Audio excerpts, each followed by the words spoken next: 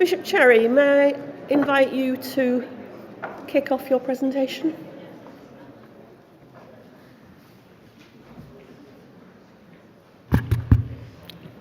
Just give people a few moments to sit down before I start.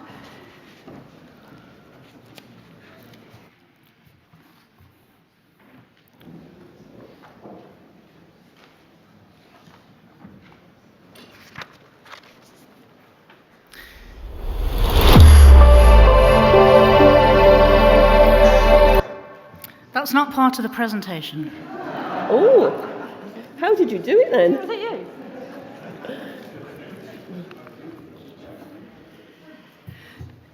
Chair, members of governing body, it is my very great pleasure to introduce this presentation, which we hope will give you a bit of an insight into the Diocese of Monmouth as we emerge from the COVID pandemic.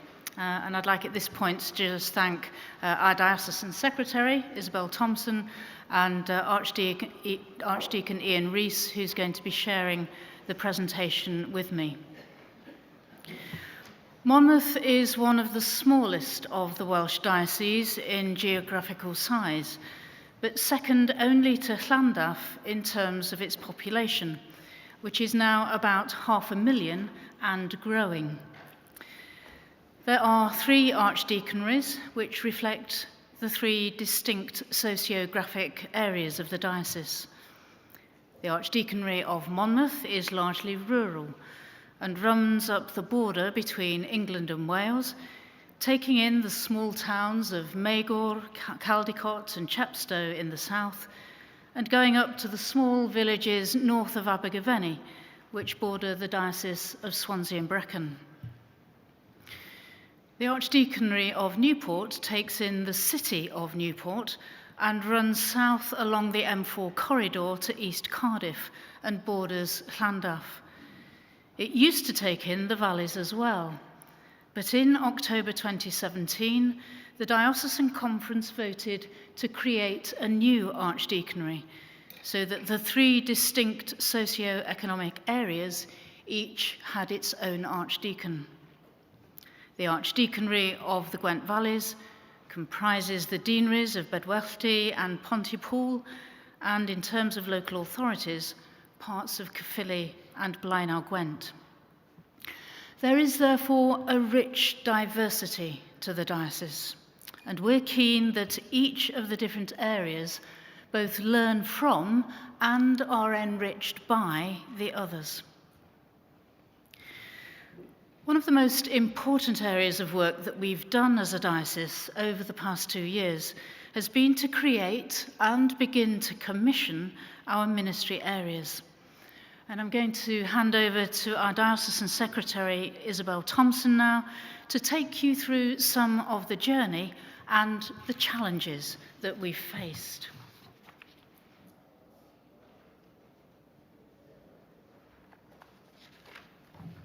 Thank you. The Diocese of Monmouth has been through a difficult period over the last few years. Some of those difficult events have been well publicised and are unique to our diocese, but everyone has faced challenges because of COVID over the past 2 years. Prior to Bishop Cherry being appointed, we had a long period of uncertainty, a period when the diocese was in limbo. It was very difficult, or even impossible, for decisions to be made, and many appointments were delayed. This led to some very long vacancies and considerable unease and resentment throughout our clergy and congregations. This undoubtedly resulted in a real decline, not just in numbers, but in spirit within the diocese. It created a problem with morale for both lay and ordained. The arrival of our new bishop was long awaited and was felt by many to mark a new, hopeful start for the diocese. Unfortunately, 7 weeks after Bishop Cherry's enthronement, the country entered the first lockdown. For all of us, the pandemic changed our lives more than any of us could have imagined a few months earlier. It made travel impossible and curtailed all in-person contact, the contact that is so important for building relationships. However, we all embraced the online solutions for meetings and made the most of periods when lockdowns were eased. Throughout the challenges of the pandemic, Bishop Cherry has led our diocese through a period of positive and essential change. We are now entering a new normal in the Diocese of Monmouth in so many different ways. During this time, everyone has been working hard to transition from the parish structure to 4 ministry areas. This process has not been easy, but thanks to the hard work of those on our ministry area transition teams, their ministry area leaders, and with the support of the archdeacons and the diocesan office staff, we have now commissioned nearly half of our 16 ministry areas in the diocese. The work undertaken by the ministry area transition teams, who have been leading this process of change in each of the ministry areas, has been quite extraordinary. I'm sure that many of you here today will have been through this process in your own diocese, but for those who have not, it has included setting up new governance and finance structures, particularly learning new finance software and setting up new committees, together with agreeing their scope and membership. They've all needed to get to know new people in other churches and have been working at setting up consistent practices and procedures where it is helpful. Most have started work on a shared vision for mission in their new ministry areas, and they're all adjusting to working as part of new shared ministry teams. In addition, they've had to take responsibility for communication in their new ministry areas and the important task of keeping congregations informed and sharing good practice. Due to the small size of our diocesan office staff team, we've not been able to offer the same level of support that has been available in some dioceses, and I would like to thank all those transition teams for their dedication and commitment to make the change a reality. These teams took the templates that we provided and adapted them in the right ways for their local context and for the churches and communities that they serve. And they have done all this while also grappling with the same new technologies and the same difficulties of building new relationships online. I would also like to take this opportunity to thank all those clergy and staff from other dioceses who have shared their knowledge and experience with us about ministry areas over the last 2 years. Learning from your experiences and sharing your resources has made this huge challenge achievable. To give members of governing body an example of the level of support we have received, an archdeacon from the Diocese of St David's hosted question and answer webinars for us. A member of staff from Bangor has run our finance training and has now trained a member of our own team so that we can run the finance training in-house. Many members of staff from St Asaph have provided help and support, and they have shared all of their resources for us to use. We've also been working through the process at the same time as Llandaff, and they've also been generous in allowing us to use all their resources, and staff have been a great sounding board to share ideas and problems and to discuss creative solutions together. I'm proud of the level of collaboration that we know is possible between dioceses, and I'm grateful that we are able to work so effectively together and to learn from best practice where we see it. I will now hand back to Bishop Cherry to share with you something about our vision and how it is taking shape.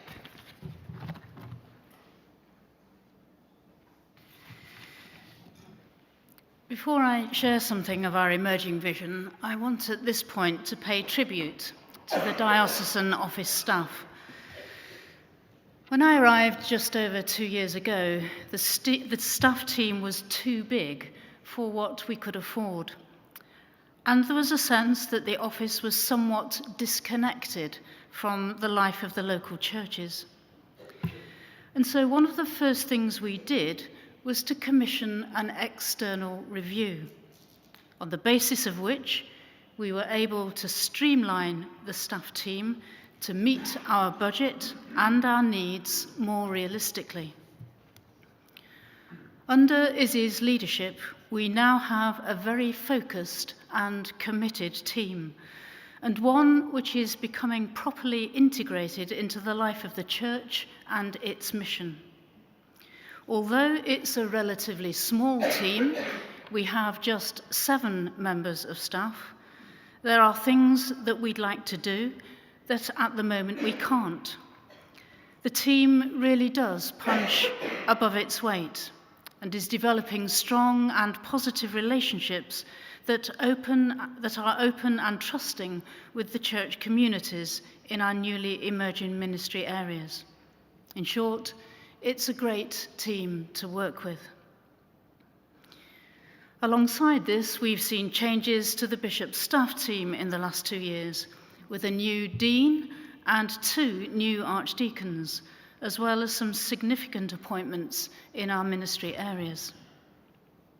All in all, there's a growing sense that the diocesan office, the churches and ministry areas, and the bishop's staff team are now all moving in the same direction and working towards the same thing, using the resources that we do have to develop and implement our diocesan vision. We could say that we need more resources. Who wouldn't? But having streamlined as much as we have, both in terms of stipendiary clergy numbers and the size of the diocesan office team, is one of our focal areas, that of good stewardship, and ensuring that we're making the very best of the resources that God has blessed us with.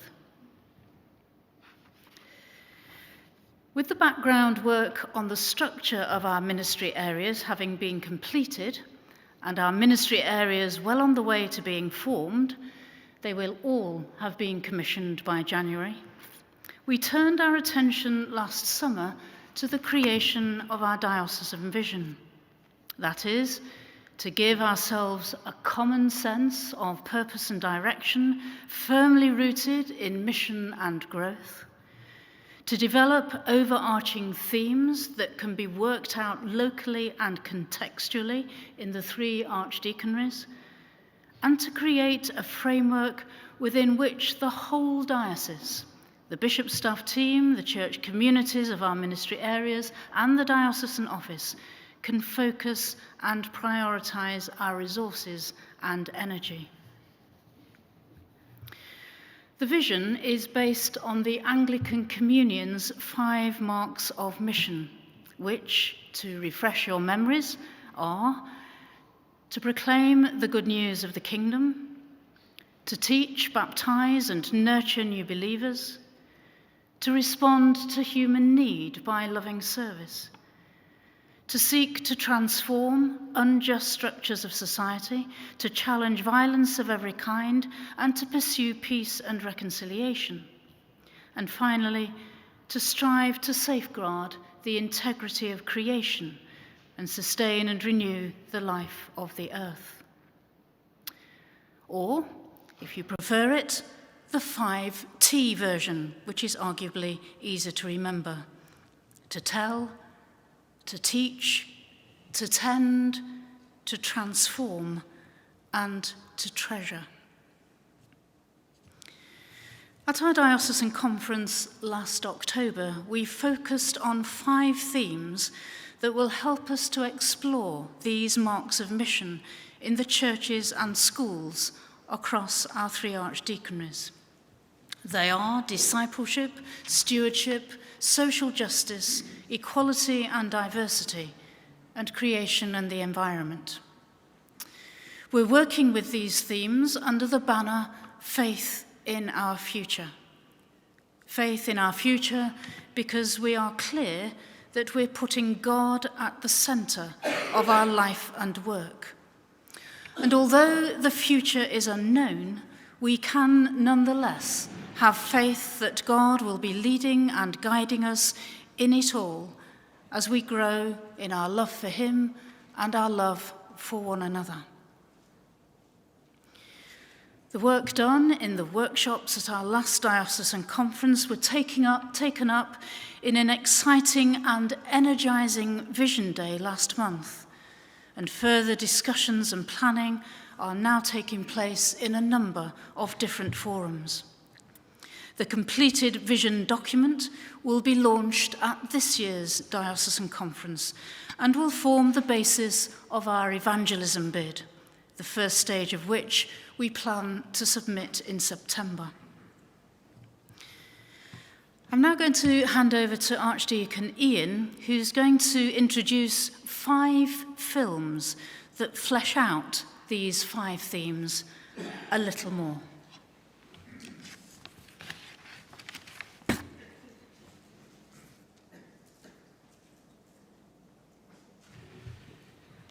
We've unfortunately forgotten the supply of popcorn, but we are going to show you 5 short films which reflect the 5 themes of our vision.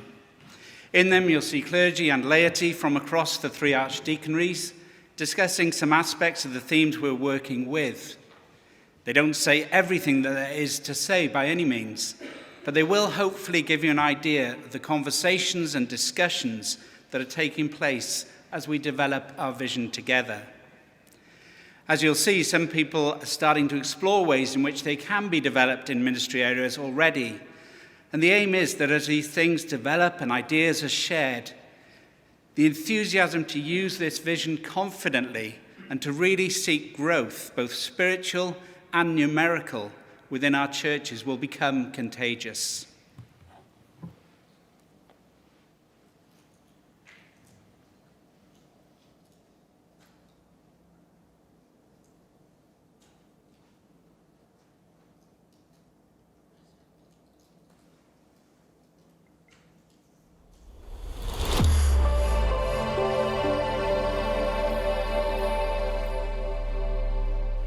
Discipleship has to be at the heart of any vision.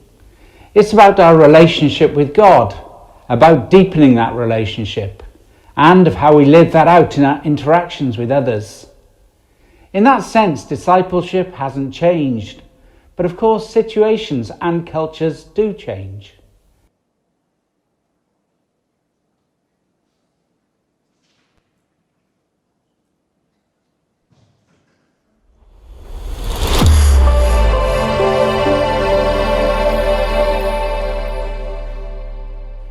Discipleship has to be at the heart of any vision.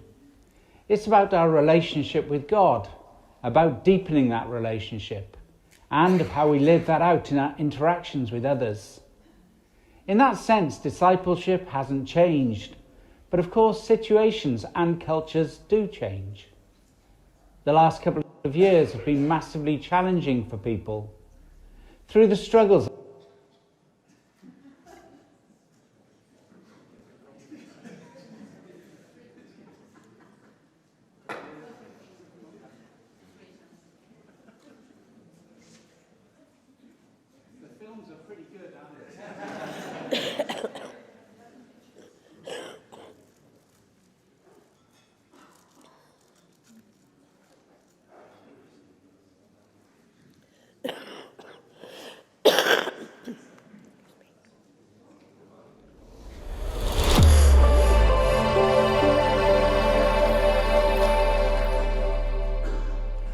Discipleship has to be at the heart of any vision.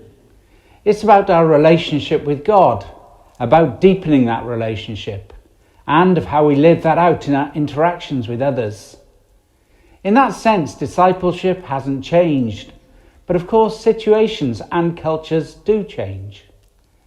The last couple of years have been massively challenging for people. Through the struggles of that time, we've been challenged to look at discipleship in new ways. There's been an increased use of technology, for example, and this is something that we have to learn from and take forward. Even though we're starting once again to value the joy of meeting again with others in person, not just in services, but in fellowship groups and social events. But however it's done, we need to focus on deepening our faith, because deepening our faith will give us a vision of who God is calling us to be, and a fresh confidence to reach out into our communities, sharing our faith through our words and through our actions, and encouraging new people to explore faith and discover a relationship with Jesus for themselves. Hello, I'm Wendy Matthews, and I'm from St Julian's Church, part of the Beechwood Ministry Area in Newport, and I'm joined by the Reverend James Henley, who's Ministry Area Lead, and Sharon Jenkins, both from East Cardiff Ministry Area. And we're here to share some thoughts and ideas about discipleship. During the pandemic, we've all had to change our ways, haven't we, about how we make those connections, how we relate to people. Our worship and our fellowship is no longer just an in-person experience where, when it is in person, we have that physical sense of belonging, that physical connection, that physical sense of a sacred space or sanctuary. We're now connecting with people remotely, and we face challenges throughout the pandemic. Yeah, well, it's been a challenge, hasn't it? Suddenly we were, at the beginning of the first lockdown in May 2020, all thrust into a completely different world. And so I think for us here in East Cardiff, it began just with a desire and that sense of a need to be able to show a friendly face to the members of our congregations facing this huge threat of COVID-19 and this huge period of uncertainty. Just wanting to be able to provide the opportunity to see a friendly face, to be reassured by the words of Scripture. Lord of Lent, come to your church and ask us the hard questions. Have we welcomed the weak? Have we given prominence to the poor? Are we faithfully proclaiming your gospel? What was initially a kind of very short-term crisis response, thinking about, how do we provide services online?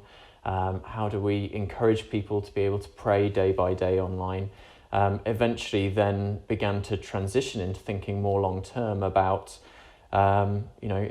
is there something here that God is teaching us, perhaps even that the Holy Spirit might be prompting us about the way in which discipleship now can be something which is both in person and on site, but also we can use all the tools that online ministry provide to be able to do that. And one of the really fantastic things that came out of that whole period are our online life groups. We call them essentially discipleship groups, Bible study groups, for people to be able to meet together using Zoom, using video conferencing, and to know that they're not on their own, to be able to look out for one another and pray together, but also crucially to be able to grow in discipleship as well. And Sharon leads one of our life groups. Yes, that's right, because obviously once lockdown hit and we weren't able to meet so much in person, as Reverend James said, keeping that connection going was vitally important.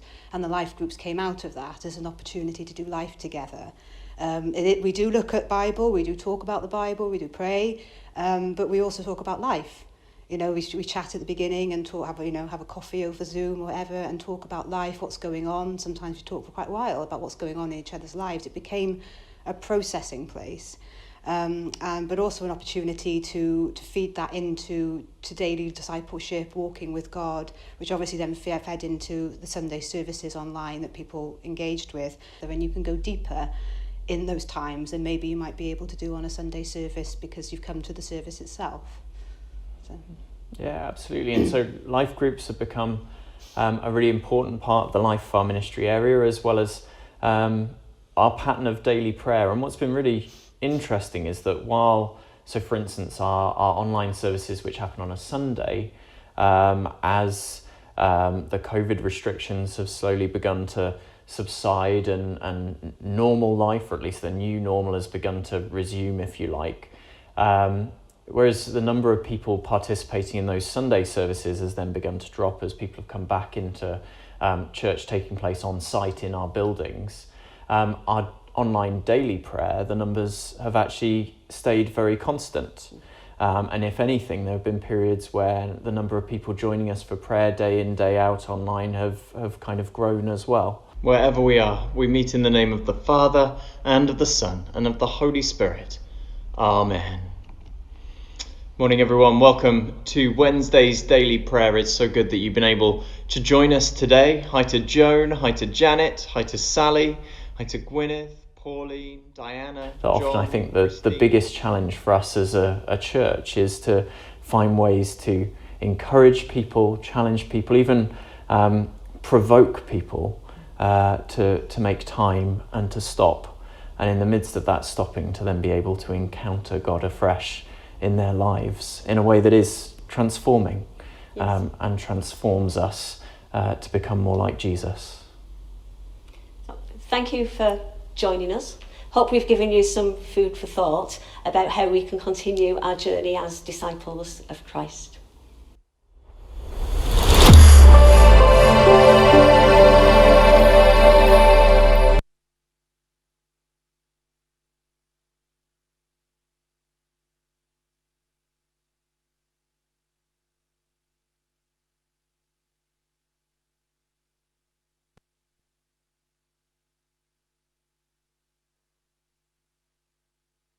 Equality and diversity. When we talk of equality and diversity, there's a natural tendency to break things down to particular issues, and that needs to be done at times. But in this theme, in our vision, we're particularly looking to recognize any groups who might be missing from our congregations. Firstly, asking why, and then trying to ensure that we, both in verbal and practical terms, make sure that there is a genuine welcome for anyone in our churches. And with that welcome, we also reach out into our communities to people who may never come near a church and assure them of God's love for them.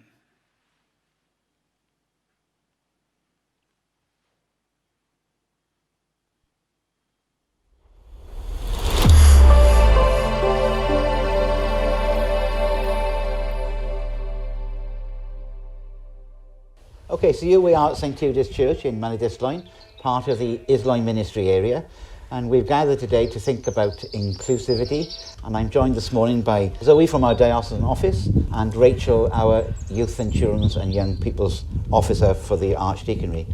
I think we all agree that there are people from each category, if that's the right term, that are missing from church, from children and young people to elderly people, to young parents. How can we make sure that they are included, that they feel loved and welcomed and valued within the church? I think in terms of our welcome, it needs to be genuine, and it needs to feel that it's an authentic welcome. These people need a sense of belonging and a place where they can feel comfortable. Really does need to be a genuine welcome and a clear welcome, like you were saying. I think it's easy to say everyone's welcome, but it's not so easy to do, and to make sure that it's actually felt by the people that are coming in.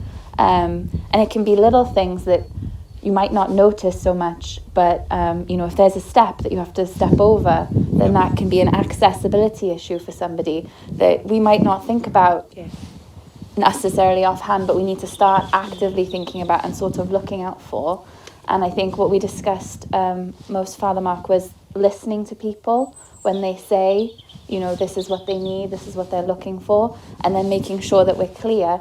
And if we're not able to deliver that, then somewhere within the ministry area, now that we're in these wonderful ministry areas, there should be a church that is accessible, and it's just being able to signpost people to a church that will work best for them, so that everybody does feel welcome and included and able to access church whenever they like. So a lot of it is about actioning the things that we're saying, so that that welcome is visible. Well, you said visible, Father Mark, but, the cross upon the church here, I mean, the stories that people have said about that visibility, that cross as a sign of hope. Yeah, absolutely. And, the testimony of people being able to see that cross shine across the valley. It's brought hope, I think, to a lot of people. Yeah. I mean, one person contacted me to say that in the deepest part of the lockdown, when he was really in despair and was thinking about ending his life, as he was about to do it, he saw the cross lit up in the evening, and that changed his mind. Absolutely. And thought, well, there is hope. It's incredible. I think it just shows how life-changing it can be, just having that moment of contact with God, and it can be a small thing, like, just seeing a cross. And we're not outdated, so we're not out of sync with the rest of society. Yeah. I think that's exactly it. It's that joy that we all feel that we want to share and pass on and include people. A lot of people my age struggle to make it to church because they're working all the time. Family dynamics have changed. Most parents are both working now. Weekends are precious family time. They might not be able to make it on a Sunday morning because maybe they're doing rugby or ballet or whatever it is. Yeah, I think church is every day. It's not just a Sunday. Exactly. Church is every day. And I think the shift that we've had, at least I noticed over lockdown, the opportunity to have sort of daily worship online was really helpful to me. I could start my day with a little reflection that was posted every morning. And it was really, really wonderful. And I really enjoyed it. And I know that a lot of people my age did as well. Absolutely. And that is where the joy and the true message that we have is about sharing our faith so that we can live lives that actually embrace and love people. And I think if we love God, then that will reflect in our lives and we will love others. And that will transform the community. Absolutely, yeah. So if you watch this video and you know somebody that might be interested in church, then why not invite them to come with you? Because we know that people come to church if they're invited. And it's all our responsibilities to invite somebody to come and join the family of the church.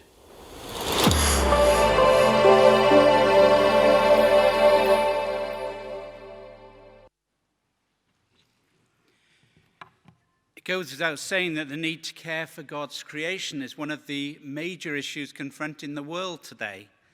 As Christians, we recognize that the world is entrusted to our care by God. And we're called to care for what God has given us and to use it wisely and fairly. Thinking of the call to love our neighbour, this means as well as trying to care for people everywhere today, as well as offering a welcome and invitation to anyone in our churches, we're to think of our neighbours in future generations. Caring for God's creation is not something that we can leave until tomorrow, but it's a priority today.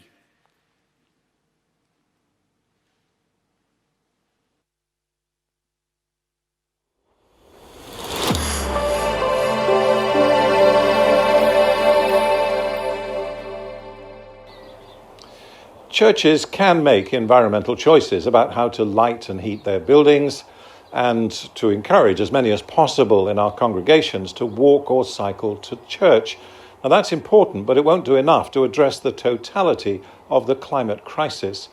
What we can do is energetically support those voices that are already active in the environmental movement, with spaces to hold meetings, with our churchyards for environmental festivals, and with the access we still have to policy makers.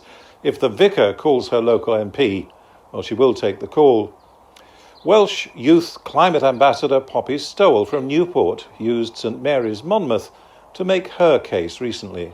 Those people who are already vulnerable in society, those people who are already oppressed, will continue to be oppressed. So I'm chair of an organisation called the Youth Climate Ambassadors for Wales, and this is a group of 13 to 25-year-olds who aim to amplify the youth voice and empower accessible and unified climate action at all levels.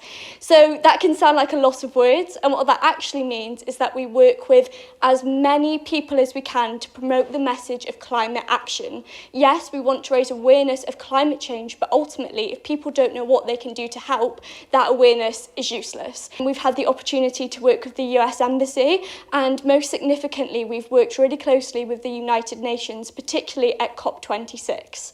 So for those of you who don't know, COP26 is the United Nations Conference for Climate Change, and the last COP happened in November in Glasgow.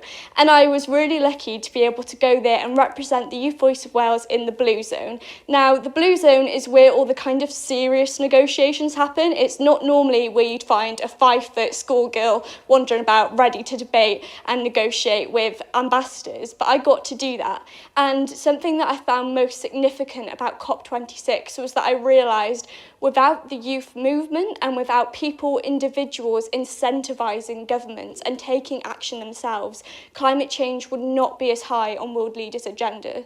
For a lot of people around the world, climate activism isn't a choice, because their reality is that they're waking up every day to their land being ravished by deforestation, they're waking up to their livelihoods and their employment abilities being minimised because of climate change, and they're waking up to governments that aren't receptive to ideas of progress. So because of that, often Indigenous people especially wake up every day and they have to be climate activists. They don't get to choose to attend an event like this. They have to fight for their land and their livelihood. Poppy Stowell. Caldecott School is a comprehensive where Monmouth Diocese Chaplain Pam Richards has an important pastoral role. Students from Caldecott told us what worries them and how the church should help. As recently we've seen COP26. Boris flew there. There's a better way he could have got there. It shows his ignorance and his not thinking about the environment. While going to something that is to talk about the environment. I think the big industries could thrive off convenience and how the customer, it's more convenient for the customer to just pick it up and order from these big supermarkets. They import from far away. And I think there's more focus on they'd rather have the convenience than pay the extra for the local produce. If people individually change their lifestyles as a community, it'll benefit because, you know, one person's lifestyle changing completely and then another one's joined together, that's a big impact. Plastic's found everywhere throughout your household. Like you have so many containers, you just have plastic everywhere basically. It's found in shampoos, even then have microplastics, they cause a massive problem to do with oceans and all that. But I think plastic is just such a broad problem that has to be tackled. But just like, they've tried to do paper straws instead of plastic straws, but I don't think it's enough, if you know what I mean. It's like, it's a broader problem than just certain aspects of plastic, and there should be more alternatives to use instead of plastic provided by the government for a cheaper price. If a problem is like so wide scale, like plastic for example, one person cannot solve that problem by themselves. You would need multiple like world governments to be able to do something like that, because it has gotten that serious and that broad now that it's impossible for say one or two people to be able to just fix it. It's not just up to us young people really to solve the problem. I think everyone is capable of inflicting damage to the environment and also helping the environment, I think. Because in the Bible it does say about stewardship and that we're meant to look after our world, and it was God who told us, or told Adam and Eve, to keep care of our earth. So it is important for us as individuals to take care of the earth we're living on, as that's what God told everyone to do. We've got Earth Day coming up, that's, you know, to make awareness of how important our planet is. And it is not only just a Christian's role, but everyone's role to take care of this earth. Just as with individuals, it's important for churches and for religious bodies to really amplify the message of climate action and to really make sure that members of their community feel empowered to take that action and feel educated within themselves. I also think it's about doing what you can, again, within your parameters to make sure that kind of churches and organisations are taking action within themselves, whether that may be kind of looking at electricity or looking at where you kind of get resources from. But I think that there's always lots of different options and ways for systems to function in a slightly different way without losing their authenticity and kind of their message. But I think the main thing is about empowering people and making sure that people know their options are there to take climate action.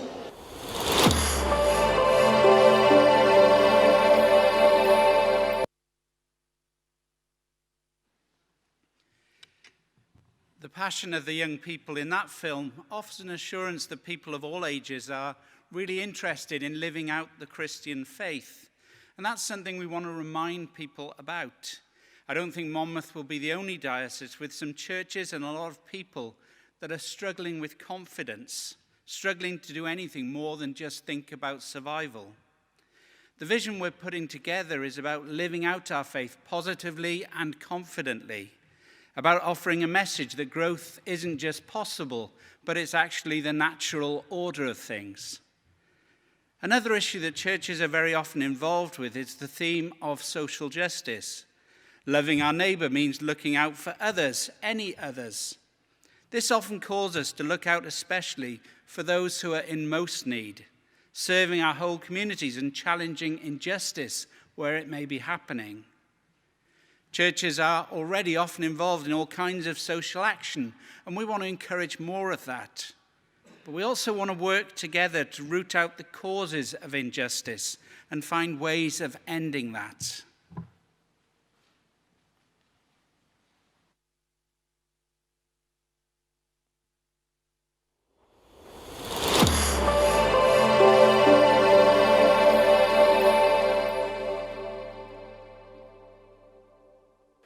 Hello, I'm Sandy Blair and I'm helping the Bishop of Monmouth and other members of our diocese to develop the theme of social justice as part of the development of our vision for the future.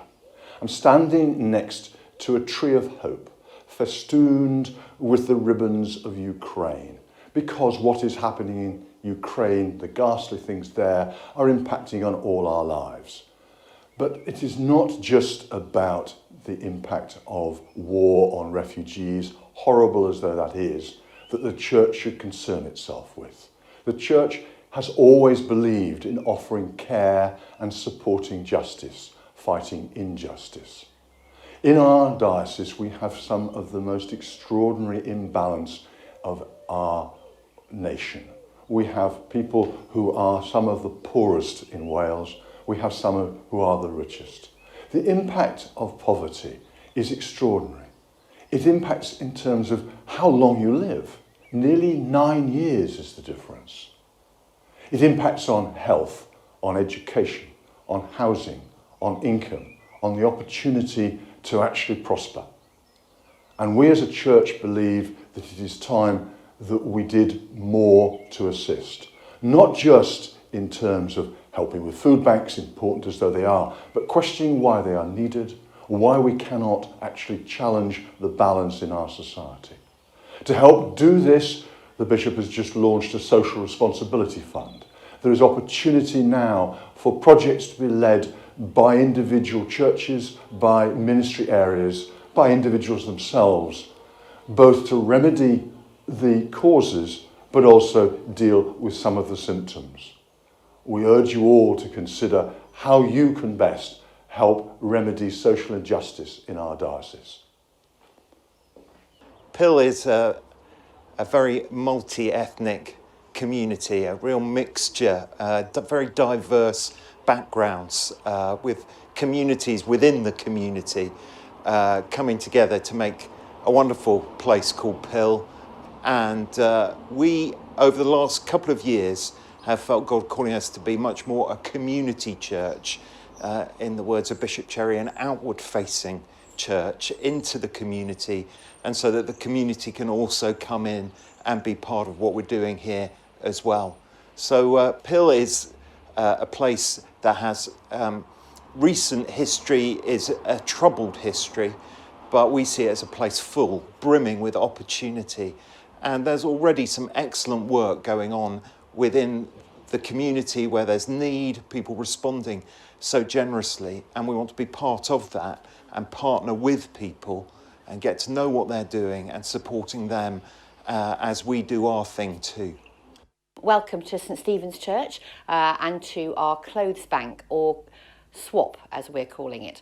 As you can see behind us, we have got an array of coats, and we also have some boxes which have got children's clothes and adults' clothes of jumpers and trousers. We also realised that there were lots of children that couldn't afford uniform, so we also started to gather school uniform for our local school here, Pill School. So the way it works is that we have been bolted on, that is the technical term, to the local authority. They run a food bank on a Thursday, and so we have joined on to them. So what happens is that on a Tuesday at the end of every month, they can come here, people, if they're a part of the food bank or not, and they can join. And on joining, you get 10 points. On top of that, if you then bring things from home that you'd like to recycle, we then add that to your point system. So points mean prizes, basically. You then come on the Thursday of that week, and then you can spend your points. So what we do is everything is worth something. So if you bring in a child's t-shirt, that will be worth 1 point. If you bring in a coat, that will be worth 3 points. I think it's for anybody, because I think what we've realised in the last year and with now economic times is that actually you can have 2 working parents and there's still not enough money in the kitty. And we're generating what we call a local currency, a Pill pounds, so that the points system that we run in the clothing bank sits alongside other great initiatives happening locally to us as well. And part of that, the growth of what we want to see happen here in Pill, is about having a resource that actually is big enough to cope with all that we're doing. And we have a wonderful church hall that we're using at the moment, a refurbished church inside. We've got plans for a community grocers, but at the moment we're praying and believing God for a much bigger place, more like a warehouse really. Social justice here in Pill is a massive issue. There's a lot of poverty, but there's a real sense of injustice that runs deep through the community and through recent history as well. That means a lot of feeling that things, well, as a community, we feel sometimes here in Pill that we've been ignored or that resources have gone elsewhere. There's a sense of unfairness. It's only Pill. We get the kind of the scraps rather than the main resources that we need.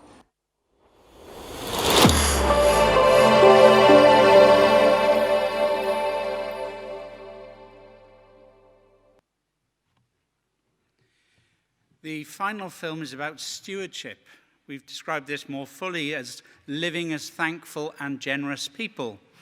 And we deliberately used that word living because our stewardship is something that is a whole of life thing.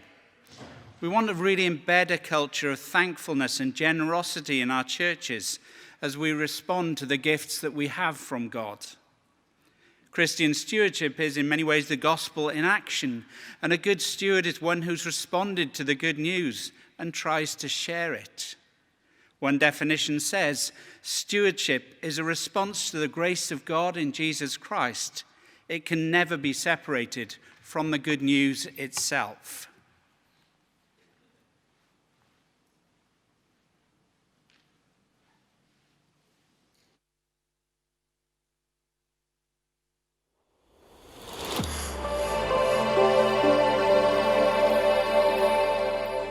As Christians, we take stewardship very seriously, and we like to look at it in its broadest sense, understanding that everything that we have belongs to God and that we are blessed with gifts from him that we should want to, and we try to encourage others to give back to him.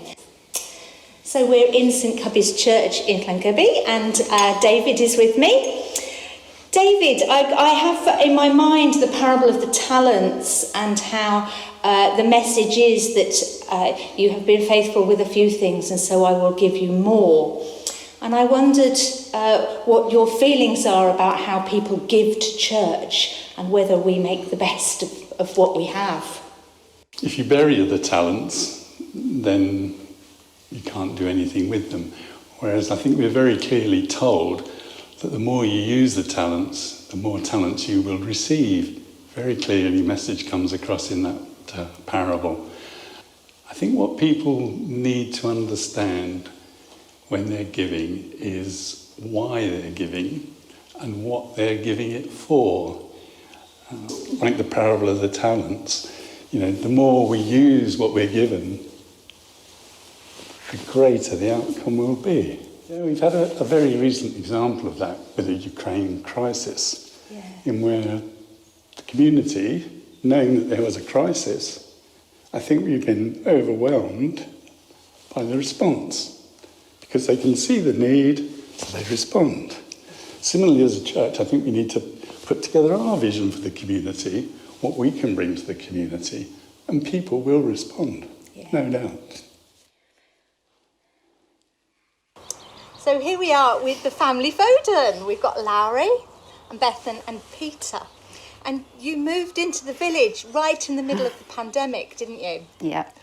And what I'm aware of is that you very quickly threw yourself into church. Well, this is where our journey began, really, because it was Epiphany 2 years ago, 6th of January, and we came to Llangybbi to look at a house, and we were early. So we came to have a look at St Cubby's first, and you can you'll be able to see in the visitors book inside, because it's the very last entry before lockdown first started, and Bethan wrote, we came looking for a bit of magic, and we think we found it. Did I? I don't You know. did. It's in there. It's in there in the visitors' book. I've seen. And anyway, it was an epiphany because we saw the house.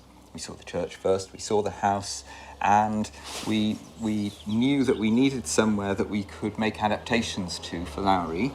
One of the things that we really wanted to do, and we felt, I don't think it's too strong to say we felt called to, is to be involved and to use our home for the church, for God in this village. And during lockdown, I started doing, felt like I needed to be doing something useful. So I saw that there was a food kitchen in us run by a really lovely lady from the village who goes to the Catholic church, Gloria. And so I started going to that, and that was really lovely. Met a whole load of lovely people from the Catholic Church who were volunteering to do that, and also people from the ministry area were doing that as well. So again, a network of people.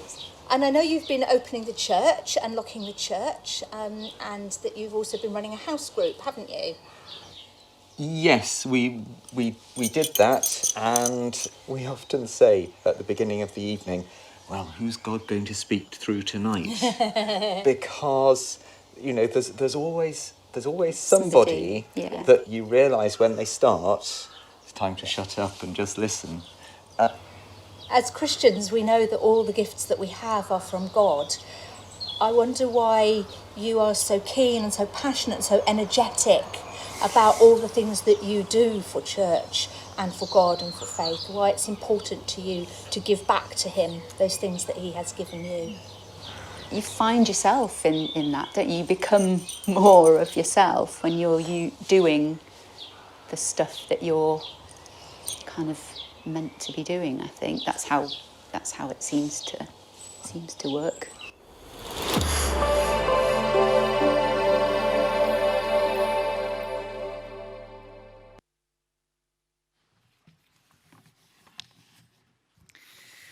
Those short snippets of film give you just a bit of an insight into some of the exciting things that are going on across the Diocese of Monmouth. In using the 5 marks of mission as a foundation of our vision, we're developing a range of evangelistic possibilities that by God's good grace will bear fruit and bring growth and new life. We are explicit and intentional about the need for growth in the depth of our faith and discipleship and our engagement with our schools and communities. And we are equally clear that although the themes we're developing are held at a diocesan level, they have to be lived and worked out locally and in response to specific local needs and opportunities. It is at the local level that relationships are made and nurtured. It is through the ministry of local people, supported by the churches of the ministry area and the diocese, that new disciples are drawn into faith and the life of the church. And discipleship is at the heart of this. The people of God becoming increasingly confident in who and whose we are, as well as in what we do and why.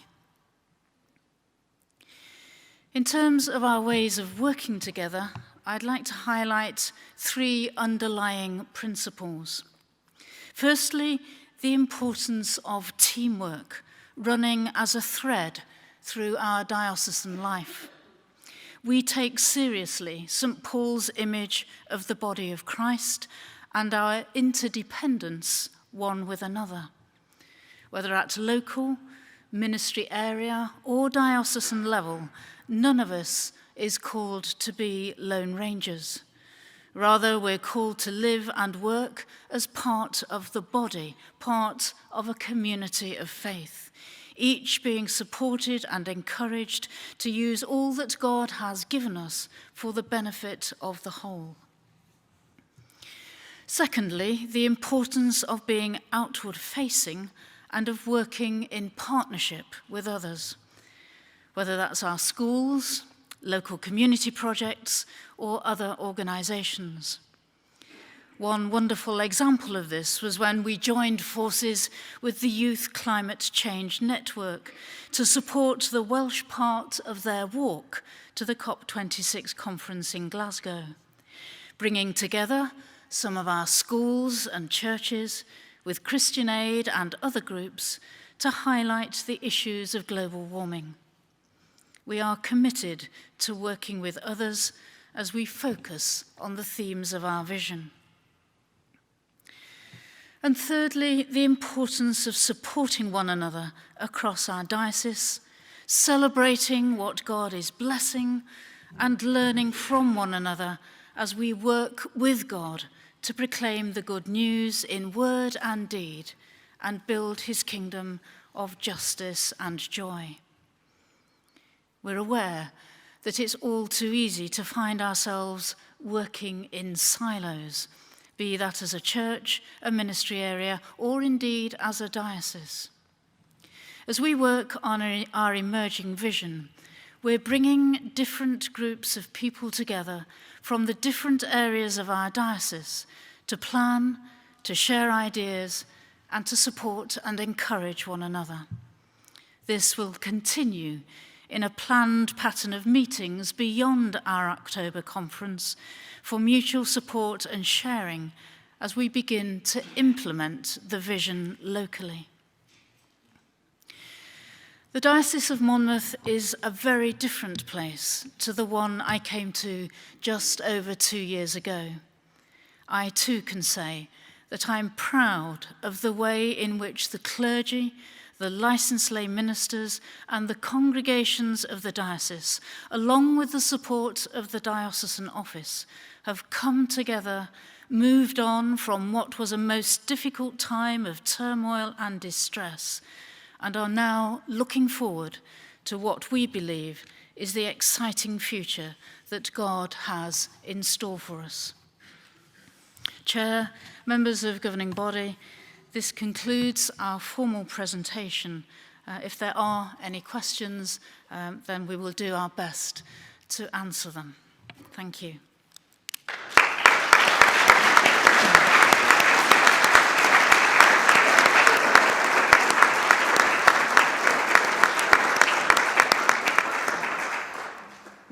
Thank you very much, Bishop Cherry. I'd like to also thank all the people from the Diocese of Monmouth who obviously worked so hard to put together such an interesting presentation, even if there was a little bit of, oh, we're back there again at the beginning. I'd like to ask if there are any questions that people would like to offer up. Please don't just say, wasn't that lovely? We already know it was lovely, but come and ask questions.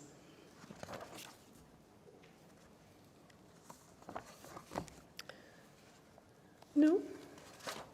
Left you all stunned silence. Oh, here we go.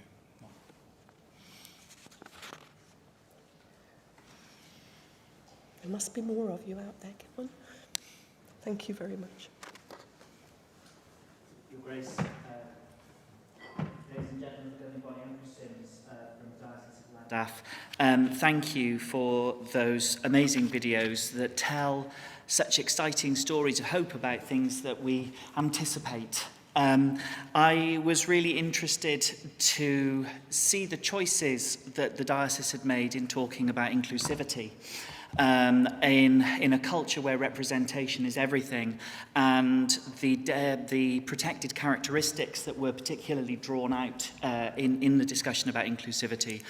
And I appreciate that the socio-economic and cultural diversity of Wales is linked in with its geography. And I'm interested, I suppose, to know how other protected characteristics other than the elderly or the or young parents or parents are being reached in the Diocese of Monmouth, and what kind of exciting plans you've got to faithfully represent people of colour, people with alternative gender identities, and also people with hidden disabilities, people who identify as being neurodiverse and things like that, and what's going to happen there, because I think this is the start of something very exciting. Thank you.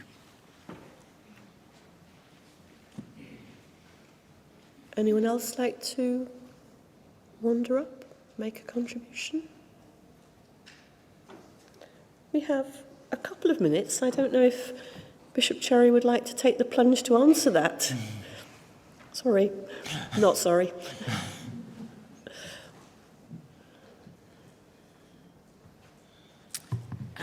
Thank you very much for the question, Andrew. I mean, of course, this is a whole range of issues we're talking about, isn't it? And I think that's probably what we were trying to get across in the video. It's not that we're not interested in disability or people of colour or LGBTQ issues or anything like that. Far from it. We have people in the diocese who are absolutely passionate about all those things. But what we didn't want to do, and certainly not in this presentation, was to give the impression that equality and diversity is just about issues, because that of itself can be unhelpful. When we had our Vision Day, the working group looking at equality and diversity did very much talk about the range of protected characteristics that you alluded to, Andrew. And we are very mindful, of course, of the need to attend to those things. But there are many, many other groups of people who don't come to our churches, and some of them were mentioned. You know, we have a paucity of young people in our churches. There are many across our diocese, probably in other dioceses too, where there is nobody under 60. Perhaps even in some nobody over 70. And that's not to say that those people aren't important, but it is to say that, that church has a limited lifespan unless we do something really radical. And so equality and diversity is something that we want to look at from the whole range of perspectives and not just get so focused on the usual issues, if I can put it like that, to forget that actually it's a whole life matter, this. And we want to include the range of people that just aren't feeling welcomed by the church at the moment. I don't think I need to say any more than that. But please don't fear, we're not sidelining any of those important issues that you raised at all, not by any means. Thank you very much, Bishop. Right, I can see no other enthusiastic contributors. Oh, yes, please. Bring your enthusiasm here, sir. Enthusiasm. John Price, elected cleric, Bangor Diocese, Archbishop Chair and members of the governing body. I'd just like to echo the sentiments of the last speaker and to say I was much encouraged by the videos. One of the things that we've been conscious of in Bangor Diocese, I think it's fair to say, as we made the transition to ministry areas, is the change in the nature of ministry and clerics taking on more of a role of oversight. And part of that being the need to develop teams for mission around us. I wonder if you could speak a little bit into your experience of encouraging or enabling clerics, if you like, to develop teams for mission, what that's been like for you.